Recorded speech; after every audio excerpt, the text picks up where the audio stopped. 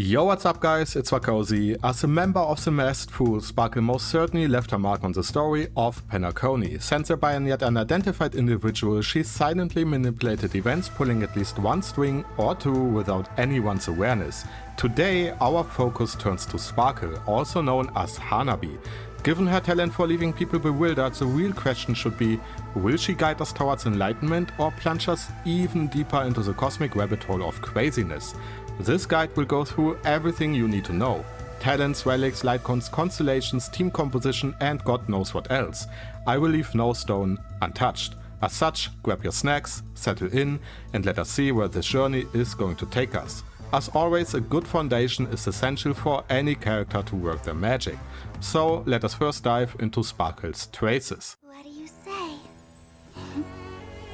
Who's the real Sparkle?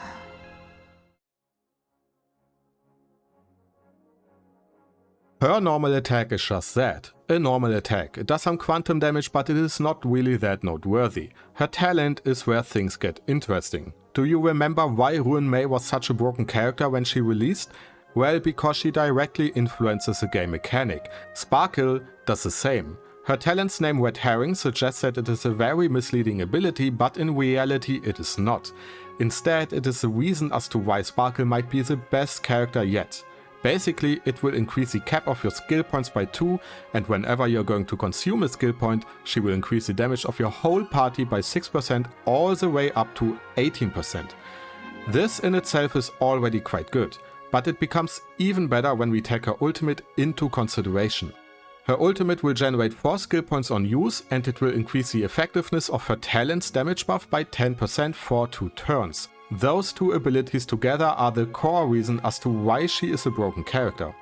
Directly influencing the skill point economy in a game that is about skill points is next to broken. She will allow us to use characters like Dan Hang or QQ at even more efficiency. But obviously we are only halfway done when it comes to her traces. Her skill, Dream Diver, is going to increase the crit damage of a single ally by quite a lot and also advance their action by 50%. If you use it on Sparkle though, the action advancement does not happen, so keep that in mind. Next up we have her bonus abilities, and one of them is, let us say that it is fairly interesting. First we have Almanac. It will give Sparkle the ability to restore 10 energy whenever she is going to use her basic attack. Secondly, we have Artificial Flower. This one will increase the duration of your skill. But where things get crazy is her third talent, Nocturne. This one, for the first time ever, will allow us to effectively use a mono-quantum team. We could do it before, right? But we were missing key units like Sparkle in order to make it effective. Nocturne will increase your attack by 15% baseline, and depending on the amount of quantum characters you have in your party, it will increase your attack even further by up to 30%. This is insane, because now we can use teams like Sealy, Silverwolf, Sparkle and Fishwang, and that is a game changer, as simple as that. Lastly, we have her technique. This one will give you stealth, and if you enter battle while being cloaked, you will also generate 3 skill points. And that is basically Sparkle's kit. Before we move on, I quickly want to address the order we level her abilities in, as well as skill rotation. Her rotation is basically skill, skill, skill, ultimate, and we only use her basic attack when we run out of skill points. As such, you don't need to level her basic attack at all. Everything else can be leveled equally all the way to level 10. Hanabi or Sparkle is one of those characters that is going to change the meta for quite a lot of people. If you have characters like Dan Hang, or if you play mono-quantum teams, I can already see a lot of people pulling for her. Obviously the question should be, how are her Eidolons going to influence her gameplay? Are they any good? Or should I rather try to get her light gun? As such, it is time to talk about Eidolons. On a quick note, if you have made it this far, leave a like or a sub. These videos take a long time to make, so yeah, do your thing. Alright, it is Eidolon time, and let me tell you right away, her Eidolons are all fairly good. Some might be better than the others, but generally speaking they all have value to them. Eidolon 1 will increase your ultimate duration by 1 turn, and it will also increase the attack of all allies affected by her ultimate by 40%. After obtaining Eidolon 2, you are now going to ignore 8% of the enemy's defense rating for each stack of her talent. So just like Eidolon 1, this is a straight up damage increase for your entire team. Eidolon 3 and 5 do the same as they always do, and Eidolon 4 will make your ultimate and your talent a little bit better. Her ultimate will now restore 1 more skill point, and her talent will increase your skill point cap by 3 points instead of 2. And finally, Eidolon 6. This one will directly influence Sparkle's skill by increasing the crit damage buff by 30%, and on top of that, her skill will now work for your entire team whenever Sparkle's ultimate is active. Overall, her Eidolons are all fairly impactful and definitely pull worthy. Personally, I like Eidolon 4 the most, but you can decide that for yourself. When it comes to whether you should get her Eidolons or her signature light cone first, then it depends. If you're free to play or a low spender, then getting her light cone is probably better because you have higher chances for that one. If you want to spend money, then Eidolon 2 is a good stopping point because the war damage increase is definitely worth it. Eidolon 4 and 6 are both really good, but not super duper ultra needed. With her Eidolons done, let us now see what light cones our little trickster girl can use in order to push her to the next level. First of all, we need to keep in mind that Hanabi is a Harmony character, which is kinda ironic considering that all she does is spreading mischief and chaos throughout the cosmos, but I mean, who am I to judge, right? Secondly, she is a character who does not need a lot of energy regeneration because her ultimate is quite cheap. As such, we can focus on more offensive light cones. When it comes to 5-star light cones, the best ones you can use are either her signature light cone or Bronya's light cone. Her signature light cone will give you 32% crit damage baseline, as well as 10% crit rate and 28% crit damage for your entire team whenever Sparkle has her light cone buff active. This buff is called Mask, and you will either gain it by entering battle or by restoring 4 skill points during battle. As simple as that. Bronya's light cone will give her some energy regeneration, sure, but it will also give your targeted ally a big damage increase whenever you're going to use her skill. As such, it is a really good option for Sparkle. Obviously, we also have Ruin Mei's signature light cone, but this one is better used on Ruin Mei herself. If you have this light cone, you most likely have her as well. And obviously, Break Effect is not really that useful on Sparkle. Sure, the light cone also gives a big damage buff and some energy regeneration, but compared to the other two, it is not as good. Next up, we have our 4-star options. The first one is Planetary Rendezvous, which is a good option for mono-quantum teams. Secondly, we have a light cone that is used for a lot of zero cycle clears in the Memory of Chaos, and that is Dance Dance Dance. It will basically advance your ally's action by 16% whenever Sparkle uses her ultimate. And considering that we are already talking about Dance Dance Dance, I want to point out one aspect that becomes important later on when we are talking about her stats. Sparkle wants to have 160 speed if possible. If you're struggling when it comes to reaching that breakpoint, then Dance Dance Dance will help you out a lot. The 24% action advancement at superposition level 5 basically means that you only need to get 151 speed instead of 160. So when we are talking about breakpoints later on, then keep that in mind. Also, if you only have superposition level 1, then the number changes to 154. You might be sacrificing damage when it comes to using Dance Dance Dance, but getting to 160 speed is extremely important. The next option is the 4-star version of Bronya's light cone. Past and future will increase the damage of whatever ally is going to act after Sparkle used her skill. It is a really good option if you can make it work, but it does require some thinking and speed tuning when it comes to your characters. And lastly, we have Carve the Moon, Weave the Clouds. As you know, maybe this one comes from the Battle Pass and it will randomly increase your attack, crit damage or energy regeneration. This one can be good, but you are basically playing a slot machine here. Memories of the Past is not really recommended on Hanabi, and the last light cone, Dreamworld Adventure, can be good on her, but once again, just like Past and Future, it does require some thinking and planning ahead if you want to make use of it. Also, obviously it is a new light cone, so you might not even have it, but you can get it from the Memory of Chaos, so if you are missing a light cone, there you go. And with that, we talked about all the light cones we currently have for Harmony characters. Personally, I would say that if you have her 5-star light cone or Bronya's light cone, then use those. If you only have access to 4-star light cones, the best options are Planetary Rendezvous if you're playing a mono quantum team, and Dance Dance Dance if you're not.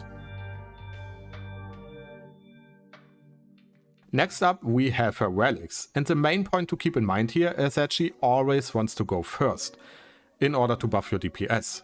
That buff The crit damage buff we talked about earlier scales off her own crit damage, and because of that we already know the two main stats we want to have on Sparkle: speed and crit damage.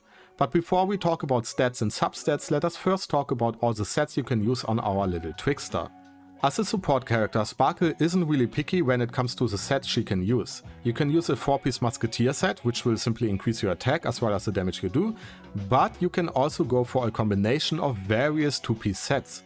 For example, you can go for a 2-piece Knight set, which will increase your defense rating and as such the survivability of Sparkle, and you can combine it with the 2-piece Guard set, or the 2-piece Disciple set, or even the 2-piece Messenger set.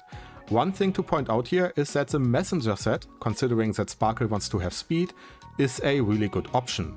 Now you might be wondering, Vakosi, can I also use a 4-piece Messenger set? And the answer to that depends on your own preferences. You can go for a 4-piece bonus set if you don't really care about potentially messing up your speed tuning. We talked about that earlier, right? You want to use Sparkle before you use your DPS character, and using the 4-piece bonus could potentially mess it up. Not to mention that you might already be using Dance Dance Dance. But if you have really good relic pieces for your Messenger set, you might as well go for it.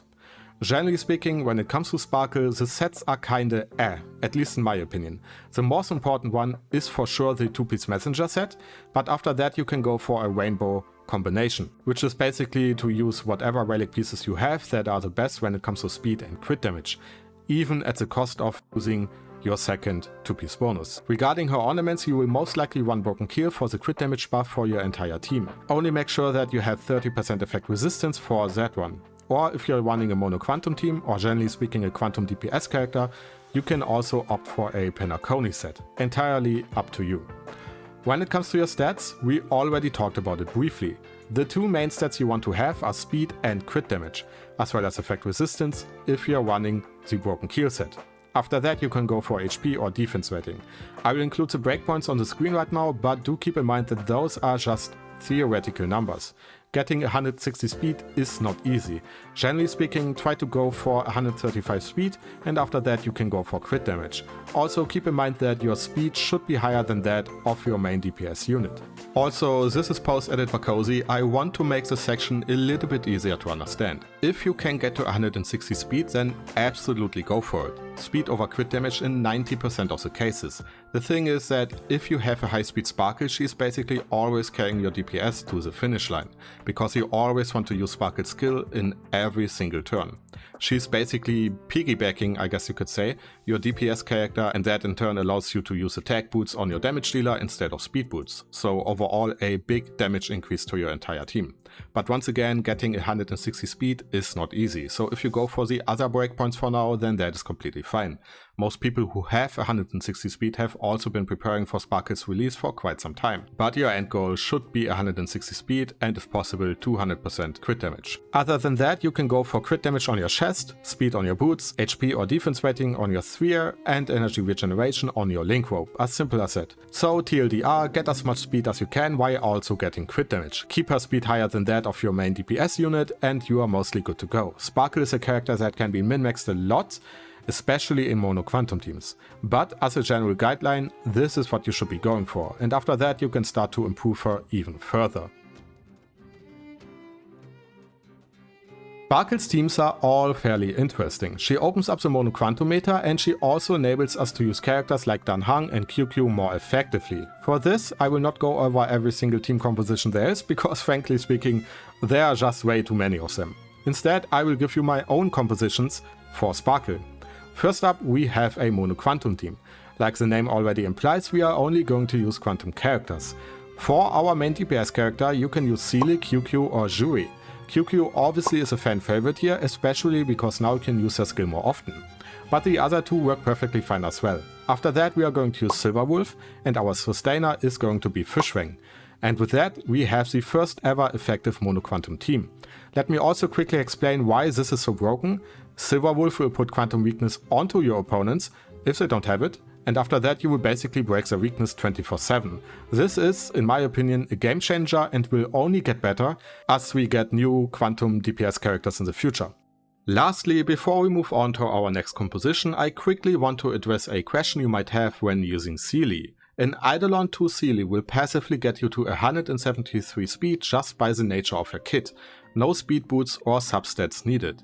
That will automatically put her into the 171.4 speed threshold for the Memory of Chaos. That means your Sparkle needs to hit the same threshold if you want to min-max your Seelie.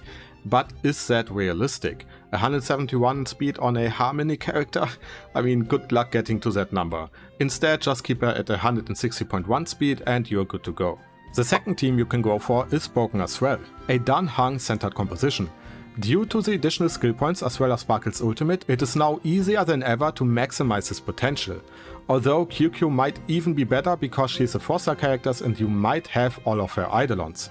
Regardless, Dan-Heng is the main DPS character for this composition. After that we can use Ruin Mei or Tingyun as our second buffer and Fushwang or HoYoMix as our sustainer. The last composition I want to bring up here is centered around Dr. Ratio. Sparkle's crit damage buff helps us a lot when it comes to follow-up attacks. And after that we can use Bronya, Ruin Mei or even Silverwolf as our second support character.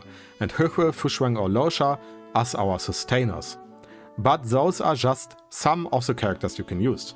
The compositions here are basically endless, because just like Ruin Mei, she's a universal support character. The only team you would not see her in is a team centered around damage over time, and you all know why: damage over time can't quit. Also, I quickly want to point out here that I'm fully aware that I use mostly 5-star characters for our team compositions. That does not mean that you can't use any of the 4-star characters. Pila, for example, is exceptional when it comes to defense threat, and especially if you have her at Eidolons 6, she becomes one of the best characters in the game, period. On top of that we have QQ, Xingshi, who I mentioned multiple times so far. She is, in my opinion, even the best character you can use in combination with Sparkle, and besides those two, we obviously have characters like Fushwang or Dan-Heng who can also be used. When it comes to sustainers, you can use Natasha or even better Lynx. Both of them are perfectly fine. And when it comes to support characters, Asta works, but keep her speed tuning in mind, and you can also use Tingyun, who we mentioned earlier. Yukong can also be used, but Yukong, in my opinion, is one, if not the most difficult character to build in Star Rail, due to how her traces work. So maybe I will do a guide for her in the future as well. But for now, those are the characters. You can use all of them, doesn't matter. The only thing that matters is whatever character you have on your account, right? But besides that, all of them work. And with that, we are at the end of the guide. First up, if you have made it this far, leave a like, a comment or a sub, entirely up to you. And when it comes to my own opinion regarding Sparkle, then the answer is very simple. Whenever you get a character that directly influences a game mechanic, then that character is automatically broken. The same applies to Ruin Mei due to her weakness break, Kafka due to being able to trigger damage over time outside of an enemy's turn, and Fushwang because, you know, your team is basically immortal as long as Fushwang is alive. As such, if you're interested in Sparkle, then go ahead and pull her. You will not regret it. Other than that, that is enough for me. If you found any mistakes I made during the guide, then feel free to let me know. And as always, have a great day or night wherever you live, and I will see you in the next video. Bye bye.